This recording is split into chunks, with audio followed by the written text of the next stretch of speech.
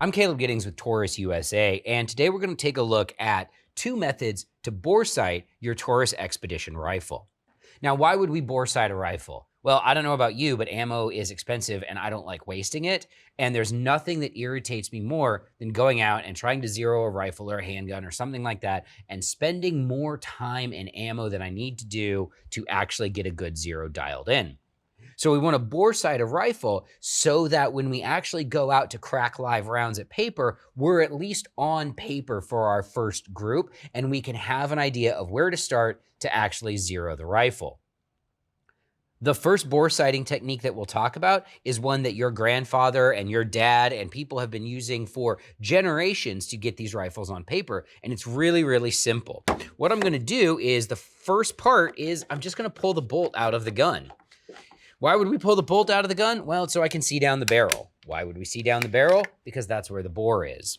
So to perform this technique, what I would do is I would pull the bolt out of the gun, and in a rest or on a bench or something like this, I would then look down the barrel.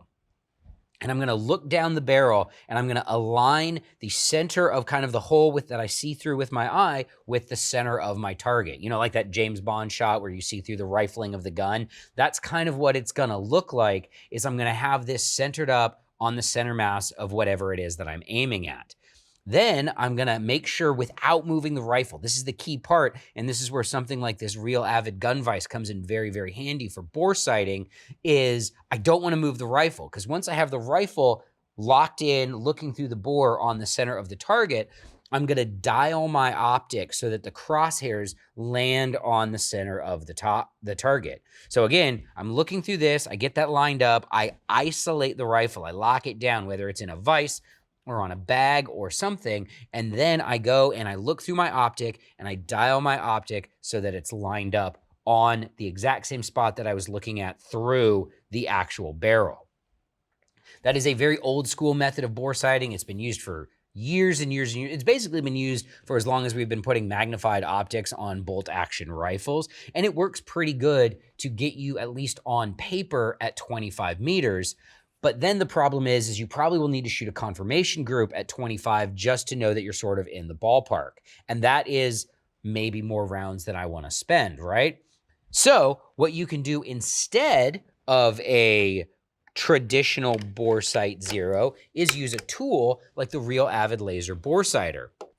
Laser boresighting is great because it allows me to get a more accurate baseline than I would get by just looking down the barrel.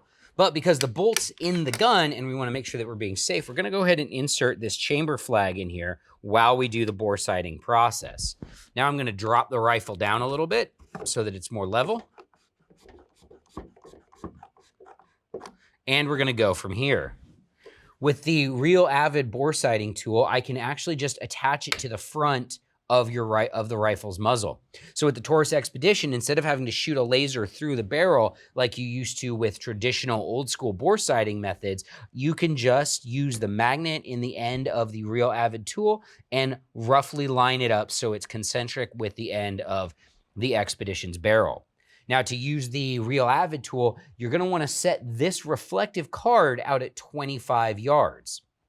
The reason why you want to use this reflective card is if you're shooting this in outdoor conditions and not in a studio, that laser will be more difficult to see at 25 yards. So using this reflective card at your 25-yard line will allow you to get a much more precise indicator of where the rifle is going to hit. Then we just turn the laser on and aim it at our reflective card, which again, outside of the studio, would be at 25 yards.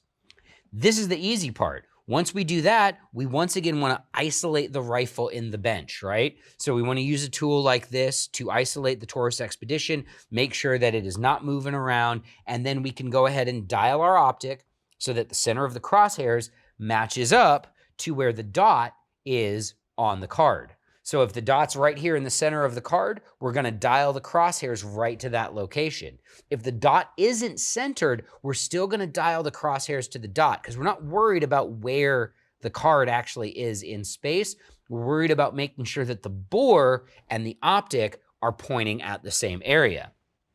Now, with a 25-yard or 25-meter laser Boresight zero like this, some people will want to shoot a confirmation group to make sure that they're still on paper. I would recommend shooting maybe 1 round or 2 if you need to get the gun warm. But what I would much rather do is just shoot that 1 confirmation round and then go out and start shooting my groups to 0. Depending on what 0 you've chosen for your gun, whether it's a 50-200 or a 100-300 or something like that, you may want to spend a little bit more time tightening up this bore sight so that you're not wasting ammo during the 0 phase.